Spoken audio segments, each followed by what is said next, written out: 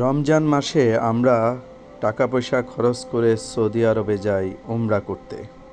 সেখানে আমরা আল্লাহর ঘরে সওয়াবের আশায় কোরআন খতম দেই, নামাজ পড়ি, ইবাদত করি, দোয়া করি, আরও কত কিছু করি। মদিনা ঘুরে দেখি, মক্কা ঘুরে দেখি।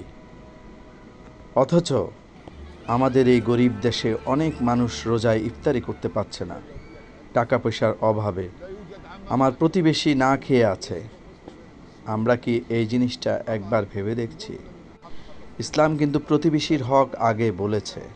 প্রতিবেশীকে খাওয়ানোর জন্য বলা হয়েছে, প্রতিবেশীর প্রতি খেয়াল রাখতে বলা আছে। ধরা ধনী, তার পাশে ক্ষুধার্ত লোক আছে কিনা তা খবর নিতে বলা হয়েছে। কত মানুষ ক্ষুধার্ত রয়েছে, ঠিকমতো ইফতারি করতে পারছে না, খেতে পাচ্ছে না। কত গরিব মানুষ রয়েছে আমাদের আশেপাশে। অথচ আমরা যারা ধনী, আমরা সেই টাকার বিনিময়ে মদিনা, মক্কায় আমরা ভ্রমণ করছি সওয়াবের আশায়।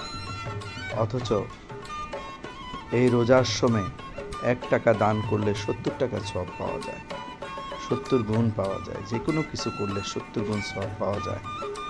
নিজের এলাকার প্রতিবেশী ক্ষুধার্ত রেখে আমরা কি তা করতে পারি?